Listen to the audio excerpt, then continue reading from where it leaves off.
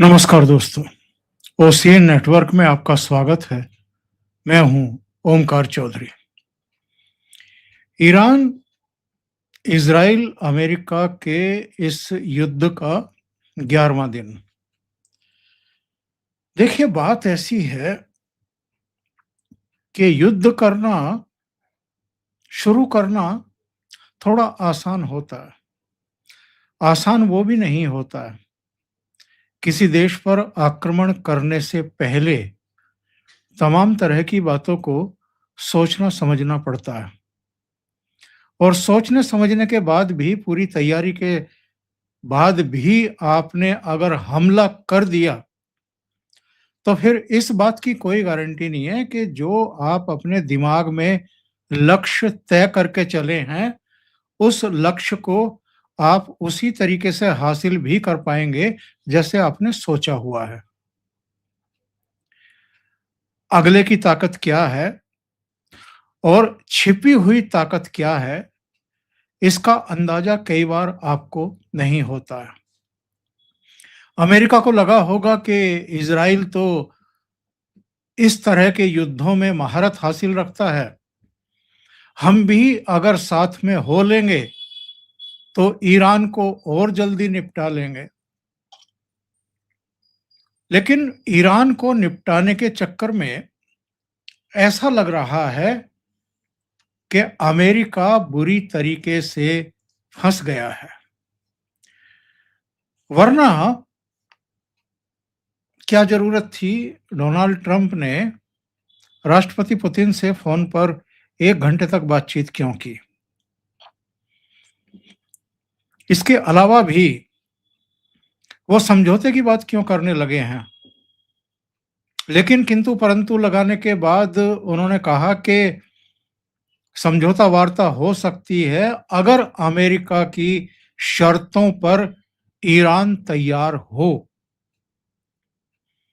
लेकिन जो ईरान के तेवर हैं, नुकसान उठाने के बावजूद अमेरिका ने दावा किया है कि वो उसके अब तक 35 जलपोत डुबो चुका है। और रिपब्लिकन सांसदों को संबोधित करते हुए एक अलग टोन में डोनाल्ड ट्रंप ने कहा कि अमेरिकी नेवी को ईरान के युद्धपोत डुबोने में बड़ा मजा आ रहा है। ये मजा कब किरकिरा हो जाए, कुछ कह नहीं सकते हैं। युद्ध में इस तरह की किसी की चुस्कियां लेना कई बार बहुत भारी पड़ जाता है। पिछले जून में भी इज़राइल ने और अमेरिका ने मिलकर के आक्रमण किए थे ईरान पर। फिर ऐसा क्या हुआ कि 8 महीने के भीतर ही दोबारा आक्रमण करने की जरूरत पड़ गई? 2 बयान जिनका उल्लेख करके इस कार्यक्रम को आगे बढ़ाते हैं और जरा ये भी पता करते हैं कि अब इस युद्ध के जो साइड इफेक्ट शुरू हो चुके हैं, दिखाई देने लगे हैं, उनका प्रेशर किस तरीके से अमेरिका पर आने वाला है आने वाले दिनों में। हालांकि डोनाल्ड ट्रंप जब दुनिया भर के देशों पर औने पौने टैरिफ लगा रहे थे, उस समय भी उन्होंने यही शो करने की कोशिश की कि जैसे उनकी सेहत पर कोई फर्क नहीं पड़ता है। लेकिन जिस तरह के टैरिफ आप लगा रहे थे अंधाधुंध, उनका असर किस पर पड़ रहा था? अमेरिकी जनता पर पड़ रहा था। और अल्टीमेटली उनको इस बात का अंदाजा था कि जब मिडटर्म पोल होंगे तो अमेरिकी जनता की नाराजगी का सामना उनको करना पड़ेगा। ऐसे कई कार्यक्रमों में वो कह भी चुके थे कि मैं फर्स्ट हैंड जमीनी जो ग्राउंड पर अगर नाराजगी है कुछ मुद्दों को लेकर के, तो वो हासिल करना चाहता हूं। इतना बड़ा देश जिसको सुपर पावर का दर्जा हासिल है, जिसके इंटेलिजेंस को लेकर के बड़े वहम हैं लोगों को, उसका राष्ट्रपति कह रहा है कि मुझे जमीनी हकीकत क्या है, लोग किन-किन मुद्दों को लेकर के नाराज हैं, वो फर्स्ट हैंड रिपोर्ट चाहिए। रिपब्लिकन सांसदों से चाहिए। लेकिन क्या वजह है कि इतने खौफजदा हो गए, इतने डर गए कि जिस भारत की इकोनॉमी को डेड इकोनॉमी बता रहे थे, फिर उसके सामने भी उनको आना पड़ा, झुकना पड़ा और ट्रेड डील की अपनी तरफ से घोषणा करनी पड़ी। 50% टैरिफ को घटा करके 18% करना पड़ा और बाद में सुप्रीम कोर्ट के हस्तक्षेप से उतना भी नहीं रहा। तो डोनाल्ड ट्रंप जो शांति के मसीहा बने हुए थे, जो शांति का नोबेल प्राइज लेने के लिए दावे करते घूम रहे थे कि मैंने 8 देशों की, 16 देशों की जंगें रुकवा दी, इतने लोगों को मरने से बचा लिया, वो खुद युद्ध में कूद पड़े और ईरान को तबाह करने की धमकी दे रहे हैं। अभी ज्यादा समय नहीं बीता है, पिछले 24 घंटे के भीतर ही उन्होंने कहा कि अगर हॉर्मुज जल मार्ग को ईरान ने बाधित किया और जो दुनिया भर के देशों की 20% तेल सप्लाई उस मार्ग से होती है, उसे रोकने की कोशिश की, तो हम ईरान पर 20 गुना बड़ा हमला करेंगे। और इनके जो रक्षा मंत्री हैं, उनका भी मंगलवार को बयान आया। उन्होंने कहा कि साहब, हम ईरान पर सबसे भीषण हमला मंगलवार की रात को करने जा रहे हैं, यानी आज रात करने जा रहे हैं। हम ईरान की कमर तोड़ देंगे। इजराइल के प्रधानमंत्री बेंजामिन नेतान्याहू का बयान आता है, वो कहते हैं कि हम इनकी हड्डियां तोड़ रहे हैं, ईरान की। युद्ध का मकसद इस सरकार को हटाना है ताकि वहां के लोगों को इनके जुल्म से आजादी मिल सके। ईरान के लोगों को आजादी दिलाना ही उनका असली लक्ष्य है। एक तो इनका असली मकसद क्या है, ये इनको शायद खुद ही पता नहीं है। कभी कहते हैं कि उसके जो परमाणु हथियार हैं, जो न्यूक्लियर उनके एसेट्स हैं, उनको खत्म करना है। कभी कहते हैं कि इस सरकार से ही मुक्ति दिलानी है ईरान के लोगों को। मतलब वो खुद ही तय नहीं कर पा रहे हैं कि असली मकसद एक्चुअल में क्या है। लेकिन धमकी केवल नेतान्याहू या डोनाल्ड ट्रंप या अमेरिका के रक्षा मंत्री पीट हेगसेट की तरफ से ही नहीं आई हैं। ईरानी राष्ट्रीय सुरक्षा परिषद के जो सचिव हैं अली लारिजानी, उनकी तरफ से भी बयान आया है, बल्कि उन्होंने एक ट्वीट किया है। इनका जो ट्रुथ सोशल मीडिया मंच है डोनाल्ड ट्रंप का, उस पर इन्होंने एक मैसेज किया था, धमकी दी थी ईरान को 20 गुना बड़ा हमला करने की। जाहिर है कुछ तय हुआ होगा, जिसका उल्लेख रक्षा मंत्री ने भी किया है, पीट हेगसेट ने भी किया है कि हम मंगलवार की रात को अब तक का सबसे बड़ा हमला करेंगे ईरान के ऊपर। तो वो डोनाल्ड ट्रंप ने भी श्रेय लेने के लिए ट्रुथ सोशल मीडिया मंच से उसका ऐलान कर दिया। उसी को टैग करते हुए ईरानी राष्ट्रीय सुरक्षा परिषद के सचिव अली लारिजानी ने कहा कि बहुत बड़े बड़े आए हैं, आपसे भी बड़े बड़े आए हैं ईरान को खत्म करने की मंशा लेकर के, और उनका क्या हुआ है जरा ये जान लें डोनाल्ड ट्रंप। और उन्होंने कहा, बल्कि खुली धमकी दी है, उन्होंने कहा कि ऐसा ना हो कि तुम ही निपट जाओ। यानी डोनाल्ड ट्रंप को उन्होंने एक तरीके से खुली धमकी दी है। आईआरजीसी जो ईरानी सेना है, उसका भी बयान आया है साहब। उसने कहा है कि हम तय करेंगे ये जंग कब खत्म होगी, अमेरिकी सेनाएं तय नहीं करेंगी। क्षेत्र का भविष्य और समीकरण हमारी सेनाओं के हाथ में है, अमेरिका के हाथ में नहीं है। और ये बयान आईआरजीसी की तरफ से तब आया है जब डोनाल्ड ट्रंप का एक बयान आया था कि ये युद्ध बहुत लंबा नहीं खींचेगा, जल्दी ही हम इसको समाप्त कर देंगे। तो डोनाल्ड ट्रंप को लग रहा होगा कि जिस तरीके से उसके युद्ध पोत डुबो दिए हैं, उन्होंने दावा किया है कि हमने करीब 5,000 जगहों पर स्ट्राइक की है, बहुत सारा बारूद हमने ईरान की धरती पर डाल दिया है, बर्बाद कर दिया है। तमाम तरह के दावे अमेरिका की तरफ से भी और इजराइल की तरफ से भी हो रहा है। जरा इस पर फिर से आएंगे। जरा ये देख लें कि ये जो युद्ध का 11वां दिन है, इसके साइड इफेक्ट क्या क्या हो रहे हैं। अगर हम भारत की ही बात करें तो कतर और यूएई से जो एलएनजी है वो हम करीब करीब 59% आयात करते हैं, खरीदते हैं।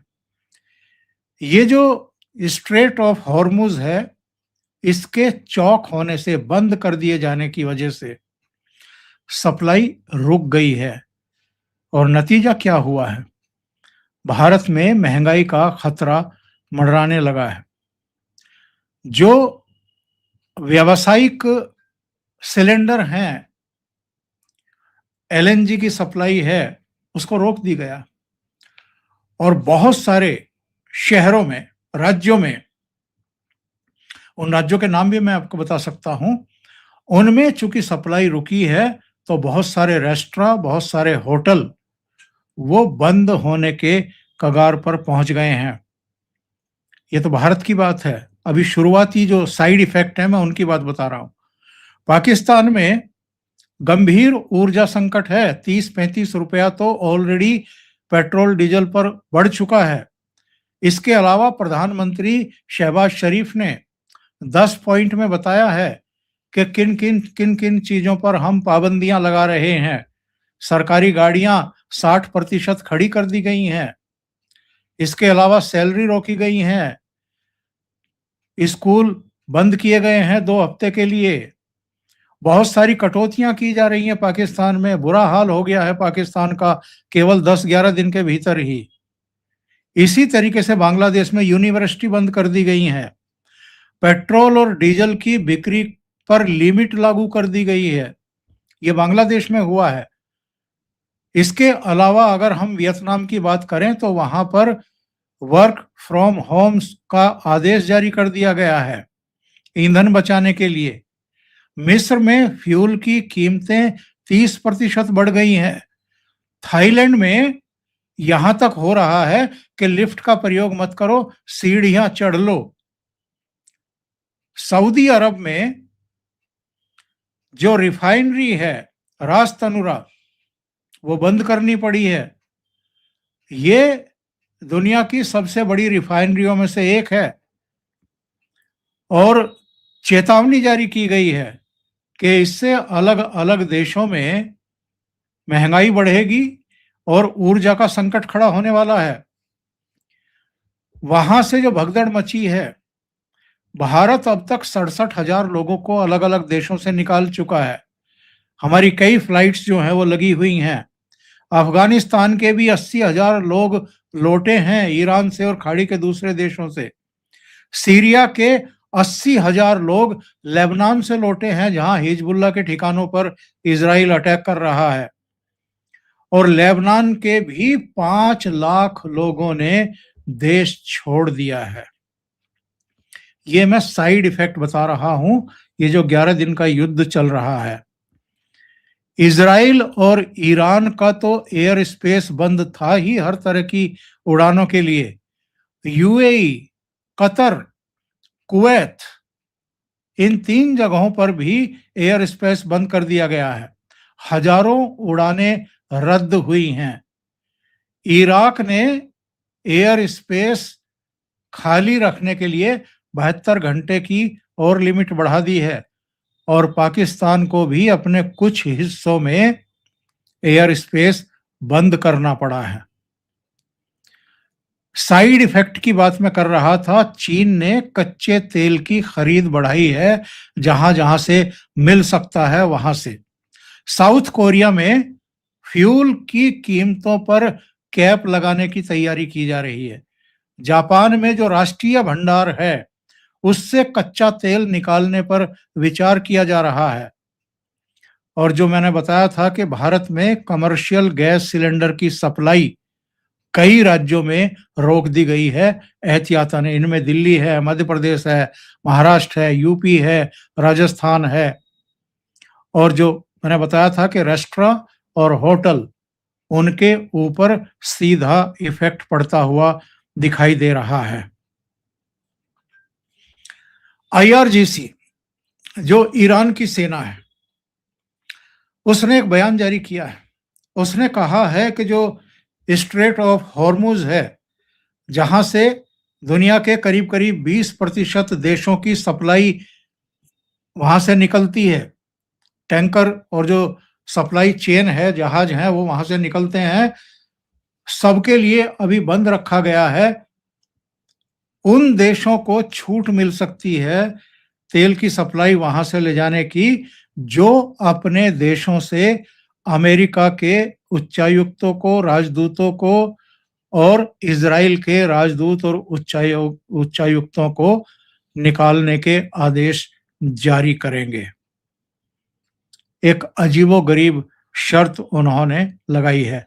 अभी तक इस युद्ध में कितने लोग मारे गए हैं? 11 दिन में करीब 1700 लोगों की मौत हो चुकी है।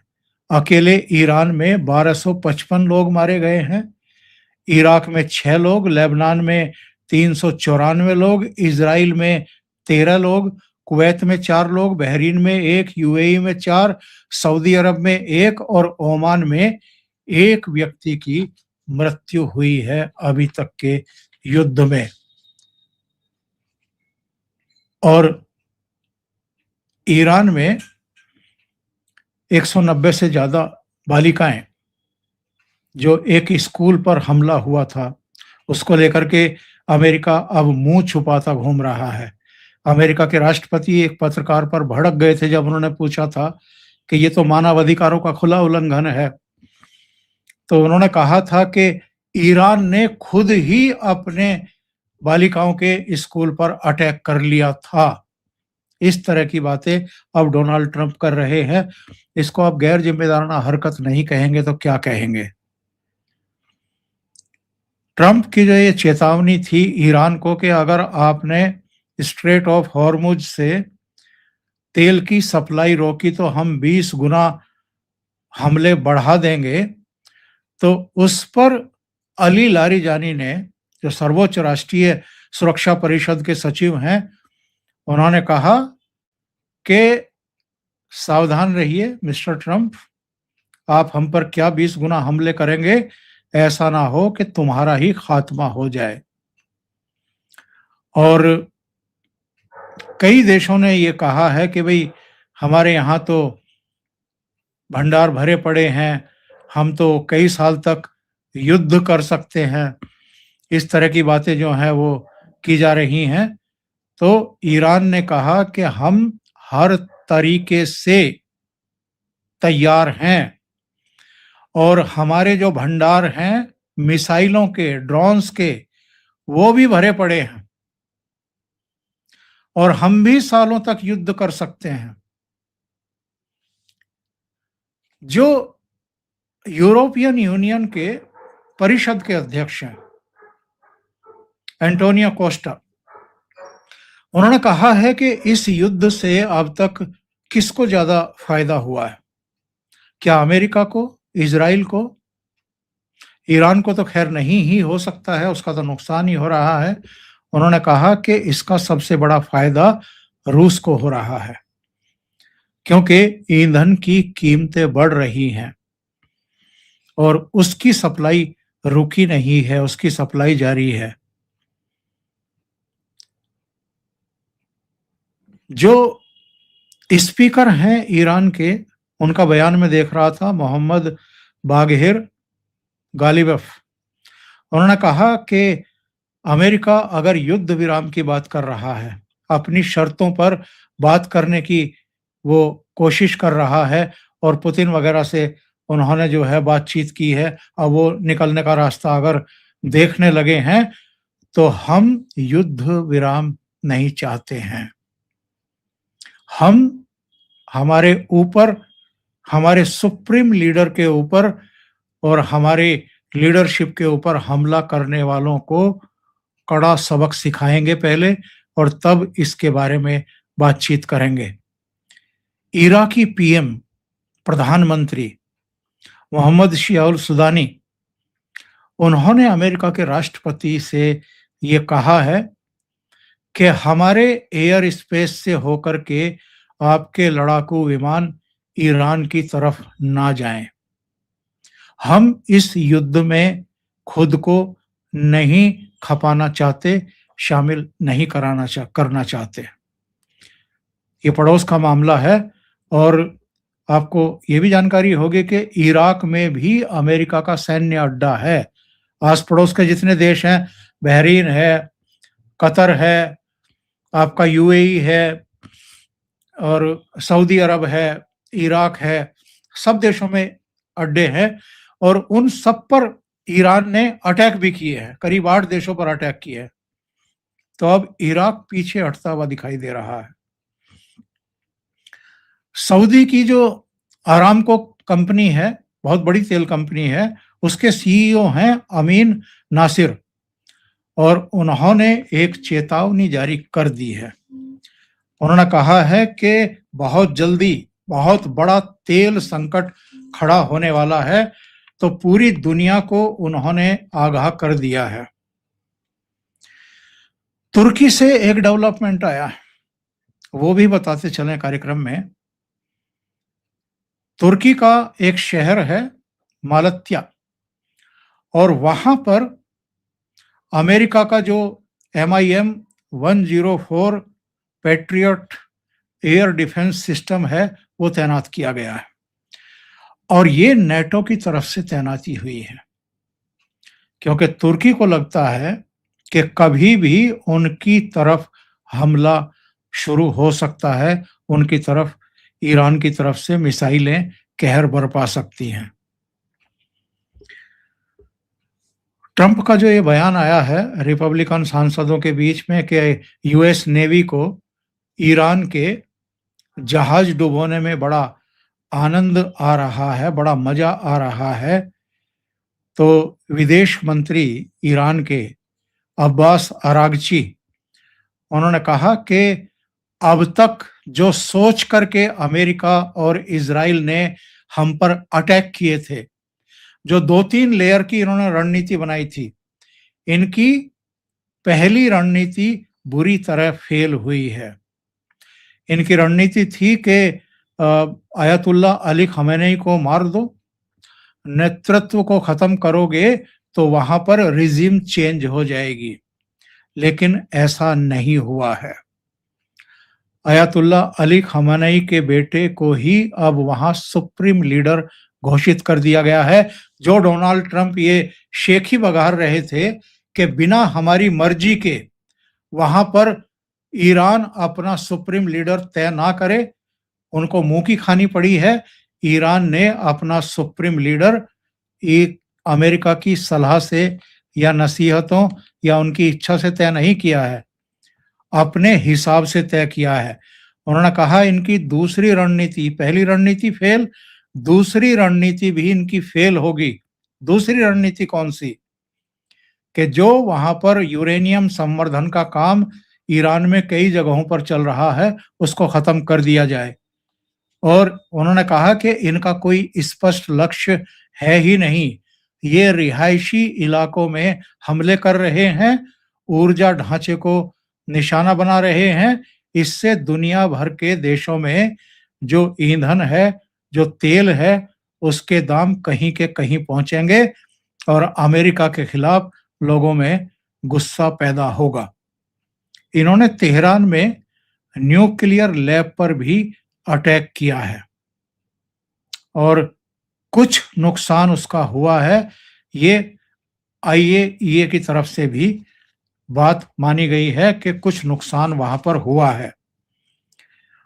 और जो सबसे बड़ी और अहम बात है वो ये है कि ईरान ने ये कह दिया है अमेरिका और इजराइल से कि आप ये तय नहीं करोगे कि ये युद्ध कब तक चलेगा।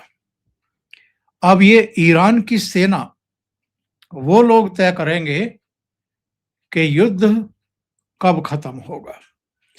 ये जो ईरान की तरफ से जवाब दिए जा रहे हैं अमेरिका को, इजराइल को, आस पड़ोस के देशों पर भी वो जो अटैक कर रहा है, कम से कम इसकी उम्मीद अमेरिका ने नहीं की थी।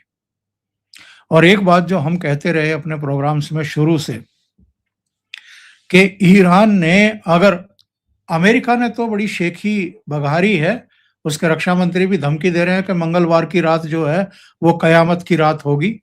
इसी तरीके से डोनाल्ड ट्रंप कह रहे हैं रिपब्लिकन सांसदों के बीच में कि हमारी नेवी को ईरान के शिप्स जो है डुबोने में बड़ा मजा आ रहा है।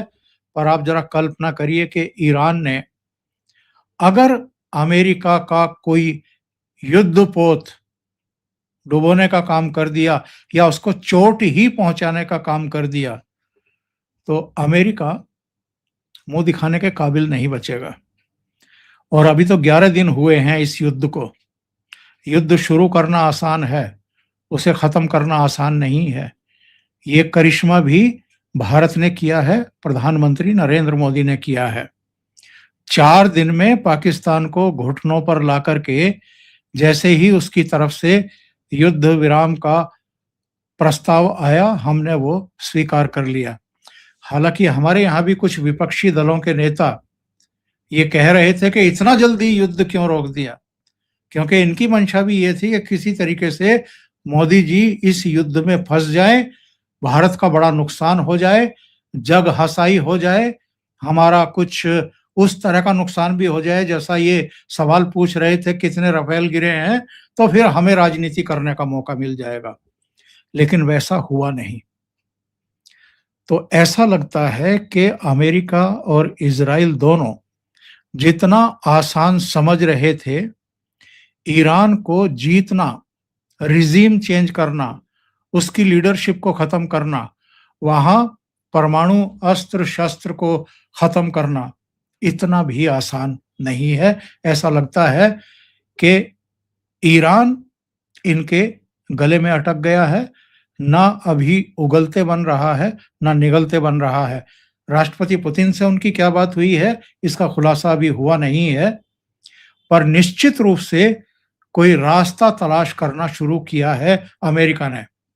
जो रक्षा सुरक्षा विशेषज्ञ हैं, उनका कहना यह है कि अमेरिका अभी तक वैसे ही ऑपरेशन चलाता रहा है जैसे उसने वेनेजुएला में चलाए थे या कुछ दूसरे देशों में चलाए हैं। वो लंबे समय तक किसी युद्ध में आमतौर पर फंसता नहीं है। वो ऑलरेडी करीब इस युद्ध के शुरू होने से पहले 38 ट्रिलियन के कर्ज के नीचे था। इस युद्ध के समाप्त होते होते ऐसा ना हो कि वो 40-42 ट्रिलियन के नीचे, कर्ज के नीचे आ जाए। तो उसके बाद अमेरिका की क्या आर्थिक स्थिति होगी, क्या हालात खराब होंगे, इसकी कल्पना जरा करिए। तो अभी के लिए इतना ही। बहुत बहुत धन्यवाद। अगर आपको ये चैनल और इसके कंटेंट पसंद आ रहे हैं तो लाइक करें, कमेंट करें, वीडियो को शेयर भी करें। अभी तक अगर आपने ये चैनल सब्सक्राइब नहीं किया है तो सब्सक्राइब कर लें, साथ में लगे बेल आइकॉन को दबा दें ताकि आगे आने वाले वीडियो और उनके नोटिफिकेशन आप तक पहुंचते रहें। बहुत बहुत धन्यवाद। नमस्कार।